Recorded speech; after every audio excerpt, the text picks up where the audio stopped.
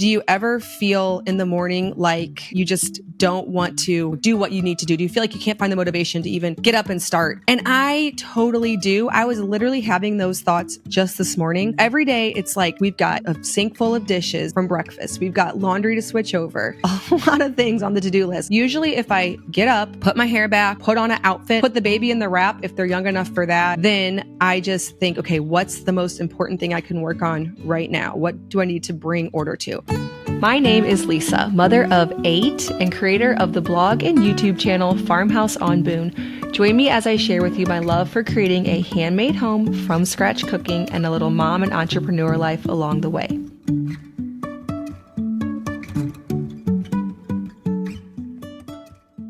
Welcome back to the Simple Farmhouse Life podcast. Today I'm flying solo again. I'm going to be answering some of your questions.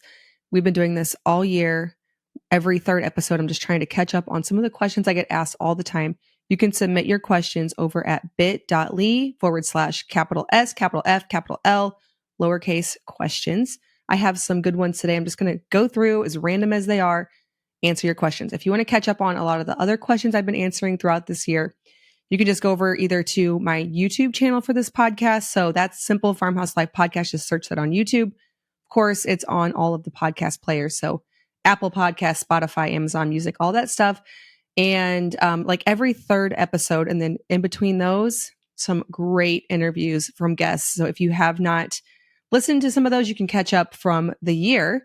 Can't believe we're this far through the year. Obviously, we always say that, but it's weird how we as humans never think that the time goes the right speed. Like, why does it feel weird? It just does.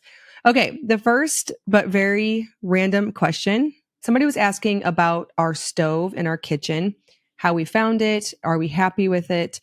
So it is a 1949 caloric stove. So it's obviously very old, but my reasoning with getting it was that stoves haven't come a long way as far as technology goes. Like when I go to somebody's house, they have a brand new stove and oven. If it's a gas stove, essentially they turn a knob and a flame comes out. So I figured what could be the difference with any kind of stove, because no matter what, whether your stove's from 2024 or 1949, you're essentially working with just a flame, not super complicated technology. Now, as far as the stove portion of our oven stove range goes, I love it because it has that middle section between the 4 burners that I can rest dough on. It's always warm because there's 2 standing pilot lights. It's really convenient for a sourdough baker. Year round, I can accelerate how fast things rise if I want to make something quickly. Having that warm spot, which of course you could duplicate by getting a heating pad permanently set up in your kitchen or your pantry, but having it always there and a space that I can see and not forget about, easily keep clean, is really, really nice. It's also a nice extra prep area. So if I were to get a different stove, thinking about that'd be a hard thing to not have. And I don't know that there's many modern stoves that have something like that. So the stove is great because I have 4 burners. They all work fabulously. Now the oven, we've had a little bit of trouble with. So one, we did get a new thermostat installed whenever we had the stove restored by a historic stove restoration guy. And it does work pretty well. I do feel like I have to turn my oven a little bit higher than the average stove, just comparing notes with other people and other recipes. Mine needs to be flipped probably like 10 to 15 degrees higher to achieve the same result. So I'm almost never using 350 because it just doesn't cook near as fast. And then also the hinge broke on one of the doors. So our doors, there's 2 oven doors. One side is actually just storage, and then the other side is a pretty small oven. Now, I've learned to work with that because I can cook things directly on the bottom. So I'm able to do like 3, as long as something is not too high, like a Dutch oven, I can do 3 things at once, like in a Thanksgiving dinner scenario where you're doing a green bean casserole and a sweet potato casserole and a turkey. I can work with that. Now, it would be nice if I had double the oven space. No doubt I would want that if I could. But then ever since the hinge broke, I've been wedging a little piece of folded up paper in between the 2 doors to keep it shut tight. I did have our stove guy out, our oven guy out recently, and we are going to try to replace the hinge. but that's been pretty annoying. And then also it's a very sooty stove. So we have black like everywhere in our kitchen, all the way up to the ceiling, to the walls. We had to repaint everything recently because it just will not come off no matter what cleaner I use. Now we have had it for 5 years. We've only repainted, I think, twice. So it's not the end of the world, but I don't really like that. And I asked our stove guy how we could fix that. And so far we haven't been able to find a solution for it. So it's kind of messy. I probably wouldn't choose it again. Now, I had on Leslie Burris and she was telling me about her Aga stove and she goes on and on about it. So I've definitely considered something like that. There's pros and cons. Now I've listened to a lot of YouTube videos about it and it seems like people who have them absolutely love them. So I would consider it for sure. Now I don't know what kind of size specifications one needs for that. Our spot where our stove sits is pretty wide because it is a wider than standard stove and oven. So I probably, obviously the Aga is not in budget for most people. So it's not, I would hope to find one on Facebook Marketplace or something like that. But it does sound like a really cool option. The thing with me is having a YouTube channel, having a blog, trying to keep everything kind of photo ready in a cutesy kind of country way, which I also happen to love. This is not just for show. Those are things that I actually really appreciate in my own home. I mean, that country style is always what I like, but of course it's more motivating for me because I really enjoy creating content for my blog. I do photography, I do YouTube videos.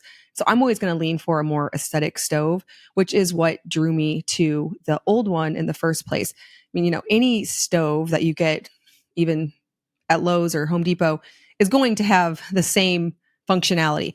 I mean, I'm sure I could be corrected with certain stoves. I know Leslie Burris speaks very, very highly of that Aga.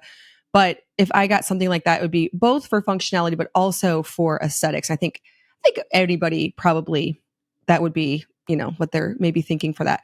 I would consider doing another vintage stove, but I don't like some of the problems that we've had with ours. They are meant to last forever, but there's some maintenance that apparently we need to do on ours. Okay, so we're just going to go totally random from stove to do you eat your placenta? Someone says, do you eat your placenta? Is this the number one reason for a home birth? So I actually have never been interested in that. I just have not really looked into it too much. It just was never of interest to me. So no, that's not the reason to home birth because I have never even done that. Okay. Hi, Lisa. I was wondering what you and your husband do or have for affordable health insurance for your family. Good affordable insurance can be costly if we're not getting it from our employer. So yes, since Luke has quit his job 6.5, well, something like that, over 6 years ago, we do this business full time, the podcast, the YouTube channel, the blog. We have been doing Samaritans. So it's not really an insurance plan. It's a Christian health sharing ministry. So basically every month I send my portion to someone. And then if we ever have a need, they'll send it to us. So it was a lot more affordable. Now we do, of course, have 10 people in our family, but I will say that what it currently costs, I'll just say it, it's over $800 a month currently. So I think it's still a lot less expensive than like regular insurance. And of course, I like the mission behind it a lot more, but it's a little pricey, especially because I would keep it because if something catastrophic happened, we wouldn't want to have to be, in debt for whatever that would be. But we definitely end up paying more than we claim. I mean, I guess that's a good thing. That's a good thing. So we're going to stay with it. We will continue to be with Samaritans. This is an interesting one. Do you consider yourself a stay-at-home mom, work from home mom, working mom? I don't know why this matters, but also it kind of matters to me in a way because I have friends who also do the same kind of business that I do that consider themselves working moms. But then I've always considered myself a stay-at-home mom just because I rolled straight into this role from being a stay-at-home mom, not making any income into this role. And so I guess without having any kind of shift in my duties, so caring for my family is my number one priority, my number one thing that takes up my time.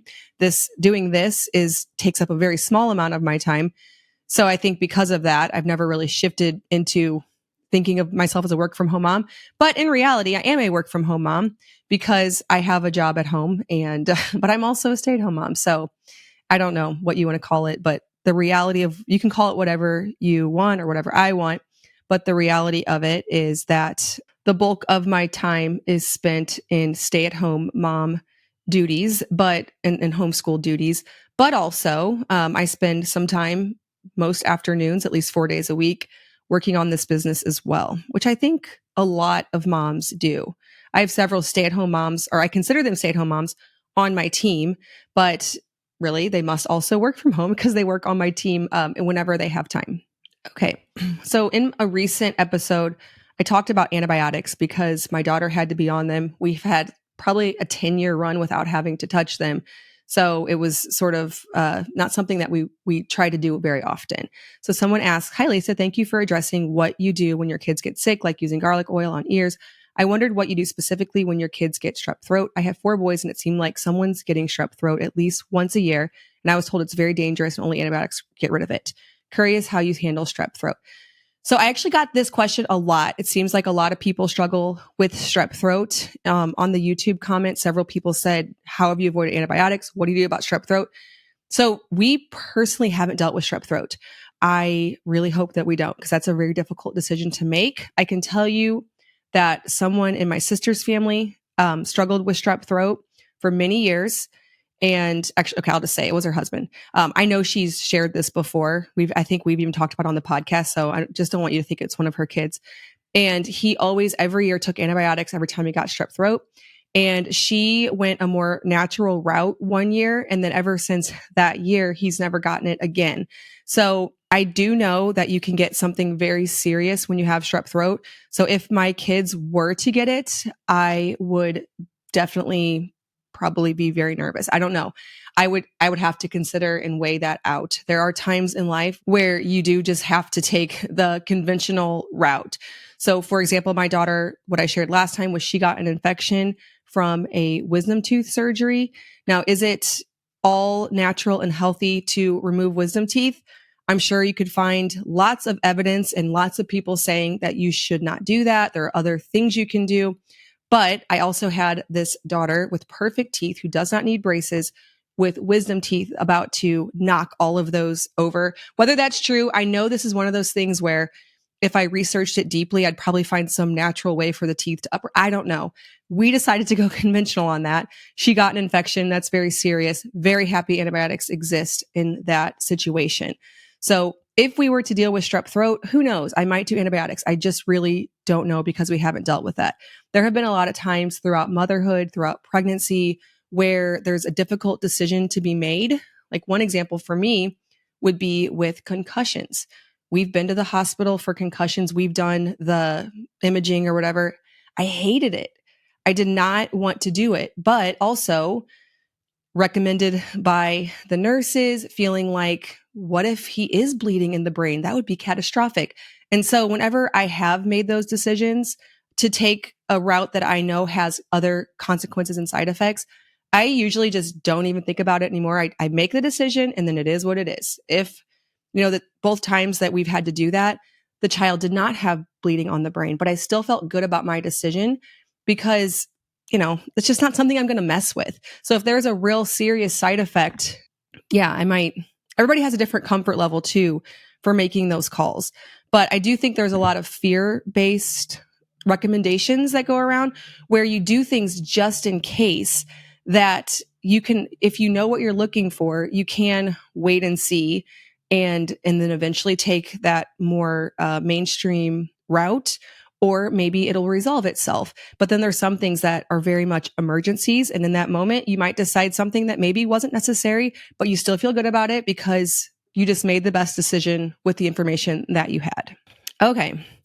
I know you are a chill / go with the flow person, but also very busy.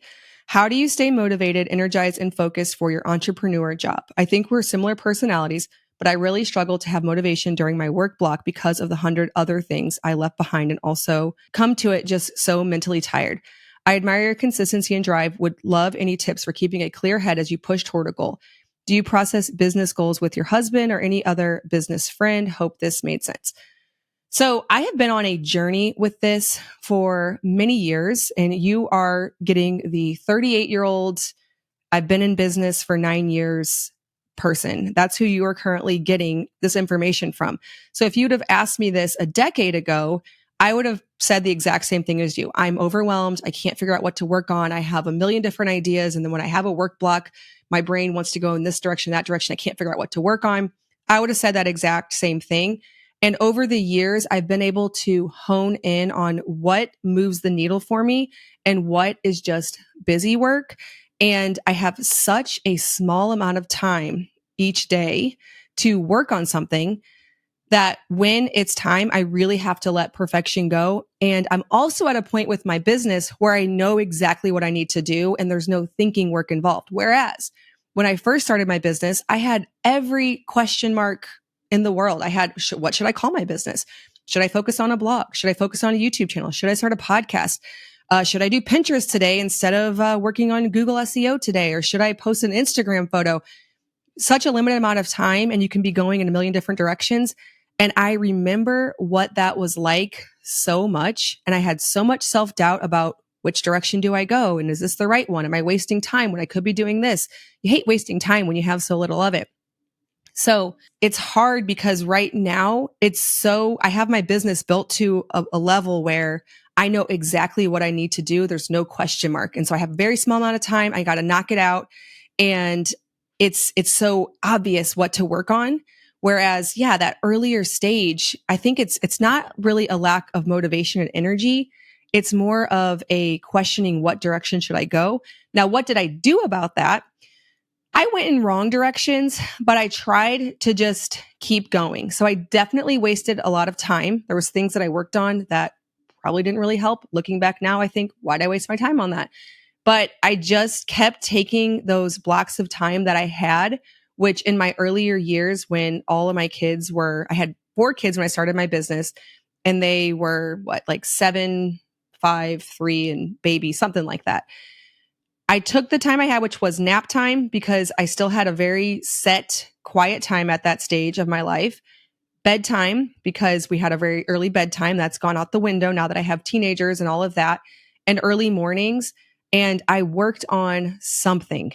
And I always just kept doing something and getting past the self-doubt of, is this something going to turn into anything? If you can somehow ignore that and just keep going and then pivot when it looks like it might be necessary to pivot, then you could get to a point where at least when you sit down to work, you aren't questioning if you're even working on the right thing. Getting to that point is really good because I'm there now. And so it makes working really easy. It also helps when it's something that's making money. When it's not, it feels really weird taking time out of your day to, like, precious time that you don't have to work on something that is just hopefully going to turn into something for your family. That was hard. And I remember talking about that with my sister because she did the exact same thing as me. She started a business like this. And then 2 years later, her husband came home and pretty well took the whole entire thing over as his job. But I remember her saying, I'm working on that stupid thing in the afternoon. She didn't even want to admit it to other people in her life. Like me, that it made sense to tell me about it. But she felt dumb even like not meeting her friends at the park that day. And now she's a full-blown stay-at-home mom. And she meets at the park all the time. But in those, couple of years that it took to turn that profit, she felt really weird working on it because it wasn't even making any money. It was just, it was kind of a waste of time. It wasn't, obviously, but it feels like it. So I think I understand where you are, and you very well, probably have as much energy, because I do feel like I have a lot of energy. People always ask me, aren't you tired? And I'm just not. It's a natural thing for me. Everybody in my family is like this. So energy isn't my problem, but overwhelm and questioning myself and not being sure which thing to walk toward. People say put one foot in front of the other, but which door are you walking to or walking through? That part has always been a struggle for me. And I probably appear very confident right now because it no longer is, just because of where I currently am. Everything's working. Now, should something switch, maybe some algorithm changes or some search engine, something changes and I have to decide which direction to go, then maybe I'll be in that same spot again. But right now, the season of my business and motivation feels really easy because it's very straightforward. Somebody else, though, did ask me do you ever, I can't find the question, but something along the lines of, do you ever feel in the morning like you just don't want to, do what you need to do? Do you feel like you can't find the motivation to even get up and start? And I totally do. I was literally having those thoughts just this morning because every day it's like, okay, like we've got, a sink full of dishes from breakfast. We've got laundry to switch over. We have, a lot of things on the to-do list. I had some videos I wanted to make, but the baby's kind of feeling sick. He's sleeping right now. And so, I was just sitting there nursing him thinking, okay, I need to get up. And so that does happen to me sometimes. Usually if I get up, put my hair back, put on an outfit. I was still sitting in my pajamas when I was having these thoughts, put the baby in the wrap if they're young enough for that, or, down for a nap. Then I just think, okay, what's the most important thing I can work on right now? What do I need to bring order to? Normally for me, because I have a large family and I have older kids and I have my husband, we're all working together. So it doesn't feel near as much on me, like that overwhelming feeling like, okay, this whole place is destroyed right now and I need to figure out where to even begin. I don't usually have those feelings as much anymore, but there are days where you wake up and you're just sitting there sipping coffee and you're like, I just don't want to get up from this moment. I have those. I definitely have those. Yes. More than my sisters. It's funny because we talk about this and one of my sisters, she doesn't even drink coffee. She just wakes up and she just goes. I don't always feel like that, but I also love coffee. So I'll just want to sit there and linger at it. Have you ever tried frying sage leaves in butter? If not, I highly recommend. I need to try that right now. I'm going to write that down because I'm making a summer in the kitchen video. That's what I'm working on this week, which is really nice because just throughout this week, just anything I'm kind of bringing in from the garden, I'm trying to show what summer looks like in the kitchen. We have so much sage. So noted, I will probably be putting that on my next YouTube video. How long does it take you to film a video on your main channel? I love the different shots you take around the kitchen, garden, the close-ups, the wide shots. I want to start a YouTube channel too with shots like this and do voiceovers since that's the content I enjoy. Do you take a tripod with you everywhere and set it up? Does it take a day or a week to get all your footage? Does Luke help? Would love to know your workflow. Okay, so it's funny talking about this almost feels kind of embarrassing in a way because it removes, it makes you see the other side of it, which is not near as romantic as how the video is portrayed, which I've said before. I really enjoy making beautiful content. That is so much fun for me. Like making this is how you don't meal plan type of video, which I did a couple of weeks ago, where I share all these tips for how not to meal plan. Very practical. You're just seeing me go around the kitchen and just share some practical tips.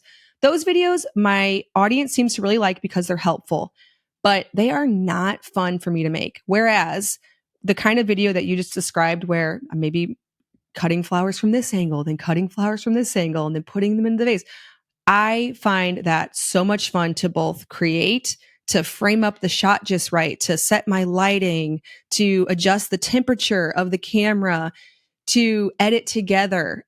And then I'm going to get this shot where this one flower goes in. So much fun for me to make. They're the reason why I keep doing YouTube because they're fun for me to make.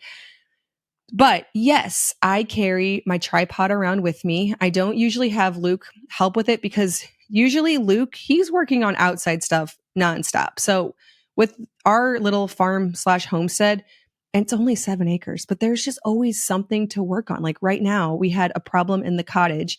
And so he had to go rip out some drywall in there. We had to there's a list a mile long that you won't find entertaining and, useful. If you have a home, you know all about it. So a lot of times it's easier for me just to take a tripod around and just move it around. So I have a high quality zoom lens on a Canon 80D. I have a nicer camera that I use for blog photography, but for my vlogs, I just use a Canon 80D. I used to set up 2 and kind of have 2 angles. Now I just move my tripod around. I have a high quality zoom lens, so that makes it to where I can, zoom in really easily. And lately we've started incorporating drone shots. Those are all done by Luke. And Luke has been starting more and more to film when he's doing things too, so that I can piece in some of those clips. But really, it does not matter necessarily what kind of camera you have. It's trying to set a scene and create a story. So while you're inside cooking, then throwing in a clip of what it might look outside while you're inside cooking, I'm probably not getting that shot at that same time. I'm not cooking, then running outside and getting some outside shots. I'm going to cook and get all of that footage. And then sometime in that week, maybe get a bunch of outside footage that I can show what the outside would be looking like while I'm inside cooking. And I really try to create like a story, like maybe it's a rainy day. And so I get a lot of rain footage so that when I'm cooking, I'll then cut to where there's rain outside, but those weren't necessarily done at the same time, those shots. You asked how long it takes to film. It depends on the video. So if I'm doing like this week, I'm doing summer in the kitchen, throughout a week's time, I will collect footage. Just, maybe I'll film lunch this day or dinner this day or breakfast this day. And then I will sit down and edit those all together. Now, sometimes if it's a video where I'm collecting footage all throughout the week, I will edit throughout the week as well. So maybe tonight I'll clip together, a couple days. And then maybe a couple nights from now, when my kids are at Awana's with Luke and I stay home with the little kids, I'll sit down and clip together a couple nights. So they kind of come together over a week's time. Every once in a while, or sometimes I'll do one day where just today I'm filming everything. And then I'll use the rest of the week to kind of clip that together and catch up from all of that footage and create this little story and all that kind of stuff. So it depends on what type of video it is.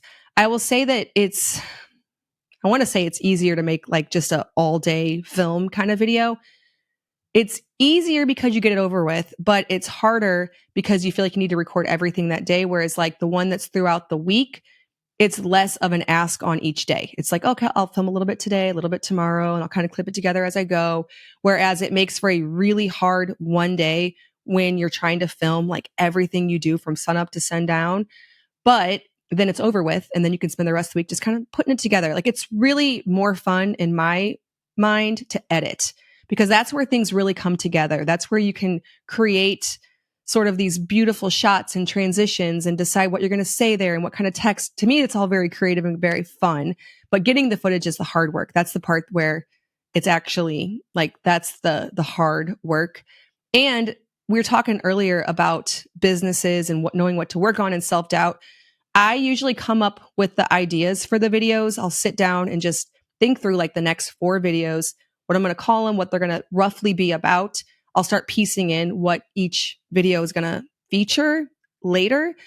But I have to just move forward and not self-doubt, because sometimes I want to, like when I get to the week where I'm supposed to actually film that video, I think, is this really a good idea? Is anybody really going to be interested in this? And then I'm just like, I'm just doing it. I already made the plan. This is what I'm doing this week. I don't have any time to second guess this. And so I have times where I think this is going to turn out so bad. This video is so dumb. And sometimes they turn out way better than I think. And sometimes they do turn out bad. Like I don't like how they turn out, but by having the goal of putting out a video once a week, it makes it to where you just have to keep marching forward. Like I know that's what I got to do. And so, but good idea, bad idea, we're going for it. I want to take a quick break from this episode to tell you about something that we love in our home to stock our pantry, our fridge, our freezer with essentials, and that is Azure Standard. In fact, we have an Azure Standard pickup order this week, and in it, we have 2 boxes of butter. I think there's 12 packs of butter in each box. We just freeze it. I like to have that grass-fed organic butter that I can get for such a great price over on Azure Standard. I get blocks of raw cheese, massive. When I say blocks, I mean massive blocks. Frozen fruit, a 25-pound bag of flour, and whole grains. The way Azure Standard works, if you're not familiar, is you pool your order together with several like-minded individuals who live in your area. There are drop locations all over the country, and you all go to a certain pickup point. So within 30 minutes of me, there are 2 different Azure Standard pickup points already firmly established. So you don't have to order every month and make sure that you place a certain order. Whenever you want to order, you go ahead and place an order, and then you show up at the pickup location when the truck comes.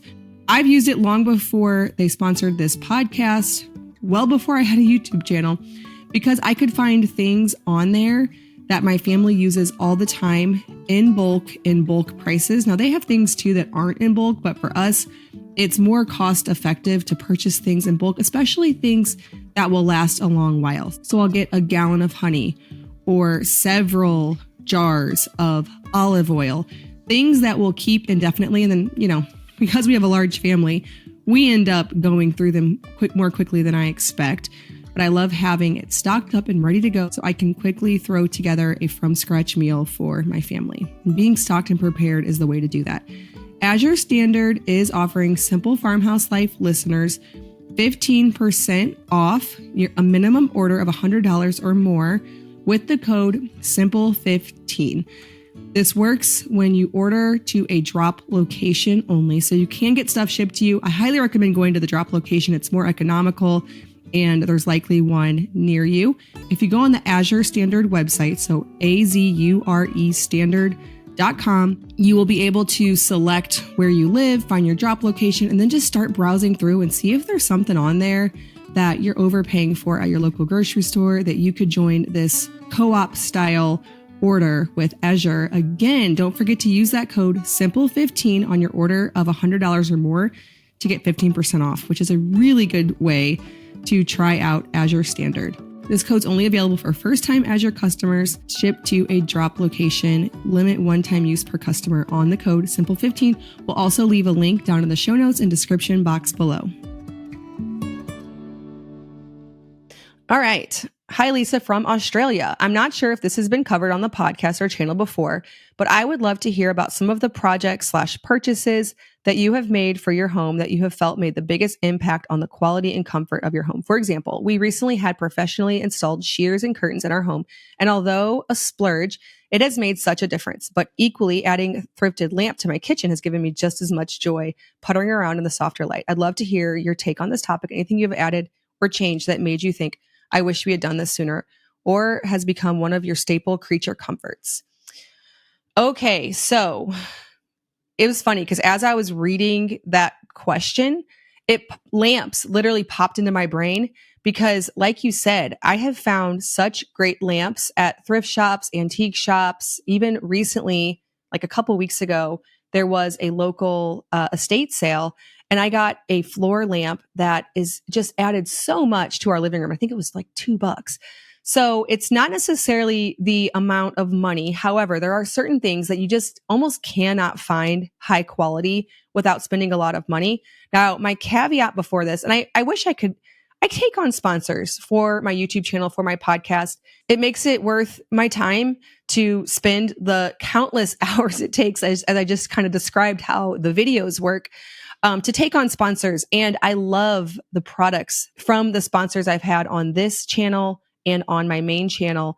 But as always, if it's something that you can't fit into your budget, you can live without these things that I might say. We were talking about this the other day, my sisters and I know you guys are probably like, why do you always talk to your sisters? That's just who I talk to. And she was one of my sisters. We were just sharing like our early years of marriage and the kind of things we did to avoid going into debt, things that you might think are just necessary things. And, things like curtains came up because curtains are really expensive. And you just mentioned curtains.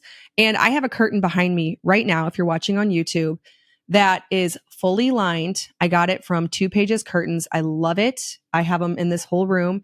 It feels, I can create blackout, which is nice because this room is so full of light that on those summer mornings, even if you want to sleep in, if for some reason the kids let you do that, you can't.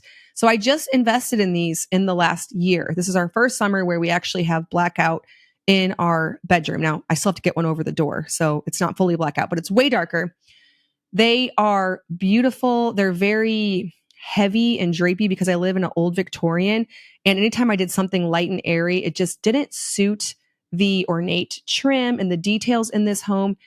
And they are wonderful. But if it's something that is not in the budget, I also recommend not getting it and focusing more on things like lamps that you can find really inexpensively. Another thing that personally has made a big difference in my own home, but again, not super affordable, depending on, if you're shopping a lot of estate sales.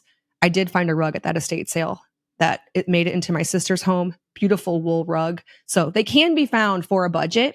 But I have rugs in my home that are not budget friendly. They're not. But they did make such a difference. They add pattern and they add coziness to these old wood floors that maybe otherwise wouldn't have. Now, in our old house, I didn't have the budget for that. And so we just didn't we just had inexpensive rugs. But I will say that as far as like creature comforts, move the needle on home stuff, quality rugs have made a huge difference. And I highly recommend that. I'm trying to think of some other things. You mentioned drapes, you mentioned rugs. One thing I've noticed in my home, and this depends on your style. So if you're creating more of a minimalist home, this wouldn't work for you. But if you have an older home, I find that the more I add, the better it looks. Not things like on the floor and surface clutter, not stuff like that, but the more art I add to the walls, the more rugs and pillows and texture and blankets draped here and furniture in a corner where you thought, oh, there was not enough room for furniture there. The more I add, even from thrifted antique sources, the better this house looks. And it took me a long time to figure that out. My last house, I did very minimal and it really suited the style of the house. It had lower ceilings. It was a craftsman home. So it had a more minimal, not showy aesthetic like a Victorian in its time would have had, more ornate details.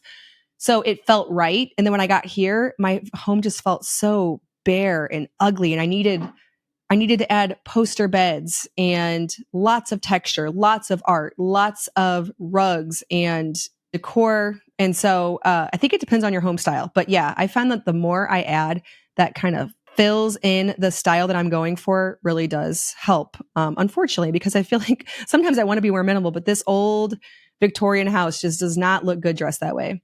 Okay, 2 questions. What do you do for diapers for your littles? Cloth diapers or a certain brand of disposables? I know so many disposables can have a lot of chemicals and obviously aren't the best for the environment. Just curious what your thoughts are on that. Also, how do you introduce solids to your babies? Like, do you get purees from the store, make your own purees, or baby-led weaning?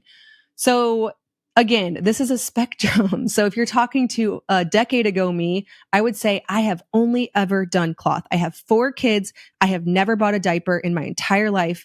I do cloth. Even if we're traveling, I find a laundromat. I am a cloth purist through and through. I've never bought a disposable. Okay. That's what I would have said 10 years ago. And that was true. I truly, and maybe by like the 3rd or 4th, I might have bought a diaper here and there. But with my oldest daughter, I kid you not, I never purchased a disposable even one time for her entire diaper journey. But it's just not a priority for me. Maybe it should be. Maybe, that makes me environmentally irresponsible. I'm sure it does. But anymore, I just buy the cheapest diapers. So I shop Walmart, I get Parents' Choice, and that is what I currently do. Again, I've become so much less of a perfectionist over the years about everything, for better or for worse. And cloth diapers is one place that I've definitely not worried very much about. As far as solids, and also I do want to say, they're not that hard. Like, honestly, why don't I do cloth diapers? They're not that hard. They're really not. It's just, I guess I just got out of the habit. That's so many things. Like you're in the habit of something. If you're doing cloth diapers, you're probably thinking, why is it that hard? And honestly, when I was doing them, I kind of felt the same way. Like, why is it that hard? It's really not. So I should probably do it, but I just don't. As far as solids, Victor is 1 year old. And so he is very much on solids at this point. He still nurses quite a bit as well. And I just do baby-led weaning. So whenever they can consume something that we're eating, for my kids, that's usually around 8 months. Some of my sister's kids, they have a really strong gag reflex and they don't eat solids till they're closer to 1. I give them just whatever we're eating. So, cheese, like little bits of cheese. That's one thing that's really good for us to give Victor. We get raw cheese from Azure. And so I feel really good about that. I just give him little tiny cubes. He'll eat scrambled eggs. He will eat little bits of sourdough waffle, ground beef, just literally anything we're eating. Now, today for lunch, we did roast on tacos, not ground beef.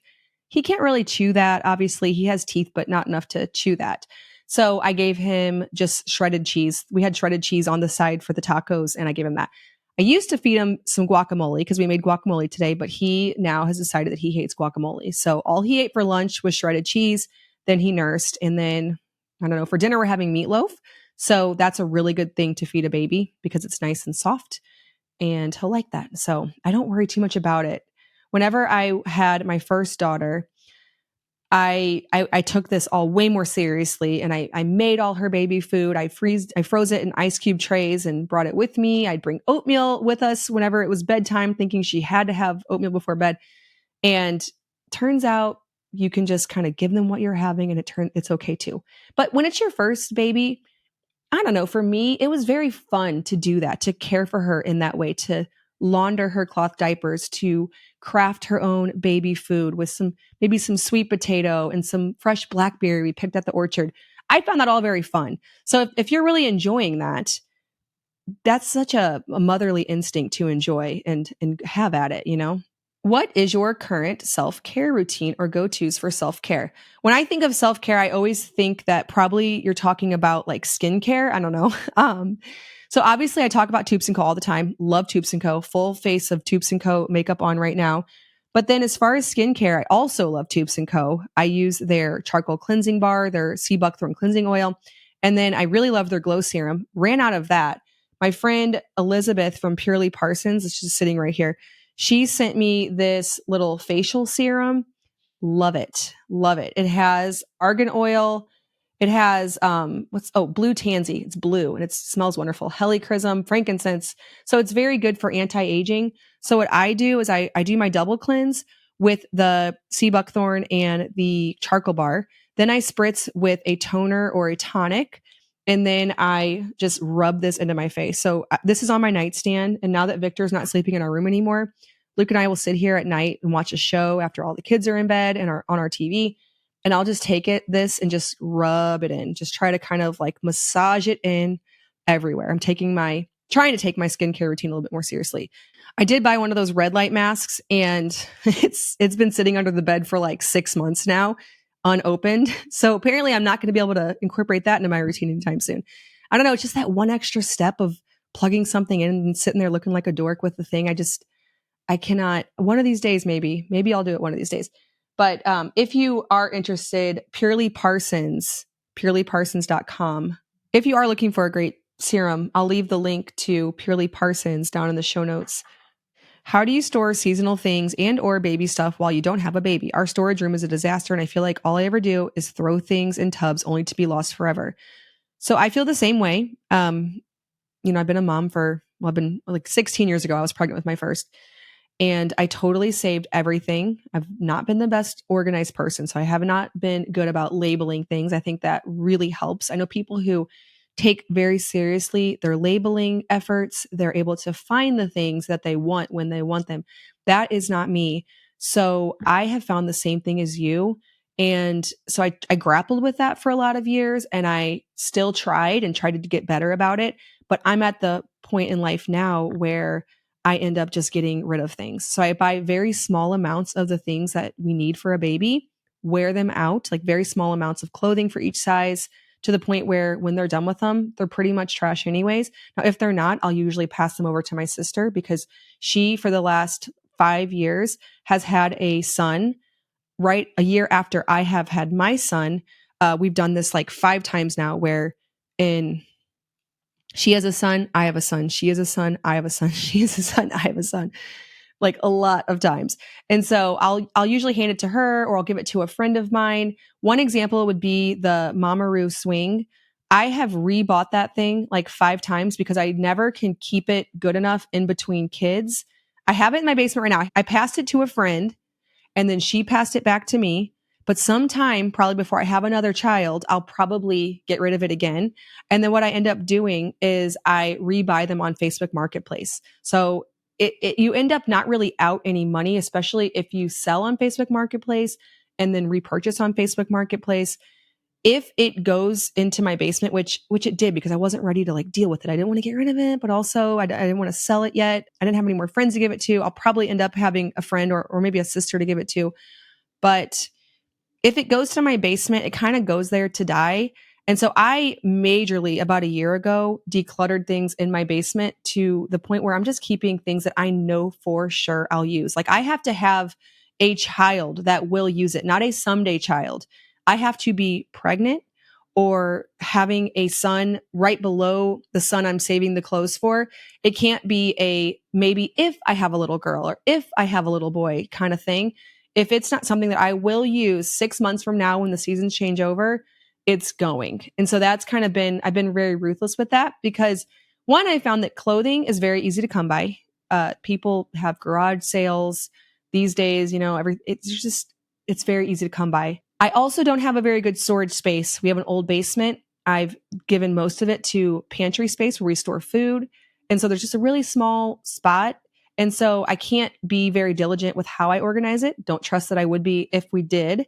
And so for me, if I have less, I actually have more because when I need it, I can find it. Whereas when I have a ton of stuff, even the good stuff I saved, I'm not really using. So I have definitely just leaned more into the decluttering aspect of it. Do you heat your home exclusively with your wood stove? And how do you handle little ones with a hot surface? We have decided to add a safety gate since our kids play in the same main room, but I don't know how we'll need to use it. Okay, seems like it isn't a problem with your kids. So in this home, we have had 3 toddlers. Daniel, Theo, yeah, 3 toddlers since we've lived here. And I was just thinking about this the other day because it is currently still very warm. We are not using the wood stove yet. But Victor's favorite place on earth is the wood stove drawer underneath. There's a little door where you pull out a drawer to, do the ashes and all that. He loves it. He crawls over to it, opens it. It's his favorite place to play, which is not good. So what I am going to do, or what the plan is, and what we've done for past babies, is we put a baby gate in the kitchen. So I spend most of my day in the kitchen, and I always just trap the baby in with me. And so we'll put a gate there. We won't put a gate specifically around the wood stove. It's just where it is in our house. That wouldn't work at all. But since Victor either spends his day either in the kitchen with me or in his bed sleeping, that's what we'll do. The other kids are no problem. Once they're, I would say, I don't even know if it wasn't a problem last year for Theo. So last year, Theo was 2, new 2. This year, when the wood stove goes on, he'll be 3, obviously. And it wasn't a problem last year. It's really just a problem when they're 1. Anybody over 2, we've had 0 issue with. They know it's hot, and so they don't touch it. But the baby, obviously, they can't know. They don't have any awareness of that. And I'm not willing for him to burn himself once to learn. And also, I've found with kids, people throw that out like, well, let them touch it once, they'll never do it again. Yes, they do. Kids don't learn that fast. If I've had 1-year-olds where when they get hurt, they just go right back to the thing next day. They don't notice. So we will 100% be protecting Victor. We will not be just letting him get near it. What we'll have to do is just, if we're in the living room, he could technically crawl to it, but it's not in our living room. And so we'll just have to watch him close so he doesn't go that way. But when he's in the kitchen, we'll just have that gate, which is really annoying because we haven't had the gate there for, I guess, a couple years now since Theo was 1. And it's annoying to have a gate in the kitchen because we're in and out. Everybody's in and out. You have to open and close it. But it'll make our lives really easier.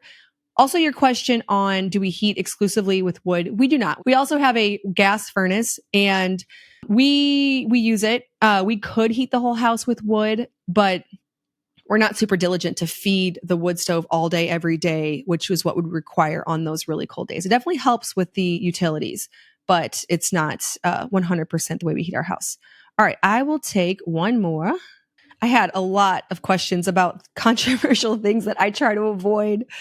Oh my goodness. I never know how much I should mention. I try to share what I can and let you guys, just go from there. Okay, we'll end with a very fun one. Actually, there's 2 I'll answer just right in a row here. What is your favorite season of the year and why? It's summer. I love summer. It just feels so free. I don't have to wear shoes. The kids don't have to wear shoes. You can just walk outside. Everything's beautiful out there. In the winter, this place is so ugly. It's magical transformation. I love just yesterday, we went over to my parents. They have the best swimming hole in their creek. It's like a swimming pool size, but yet it's a creek and it has a jump off spot. It's just beautiful. That's, we ride on a side-by-side over there.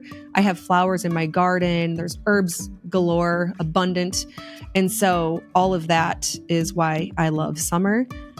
With that being said, I love fall. I think fall, there's just this feeling about fall that everybody gets, like this little special feeling. I hate that then it's winter, but last year I felt like I actually kind of enjoyed winter and it felt very fast. And there was certain parts of it that were really fun. So definitely summer, but I'll try to love winter as well. Okay, the last one. How often do your kids help with chores? So they help with chores every single day. They help with cleaning, cooking, farm chores, laundry, all the things. And that is just so darn helpful. So for those of you who only have little kids, just know that when you have help and it's not all on you, it's just so much easier. All right. As always, thank you so much for listening. If you want to submit your questions, you can do that. The link will be down in the show notes or the description box below. And I look forward to seeing you in the next episode of the Simple Farmhouse Life podcast.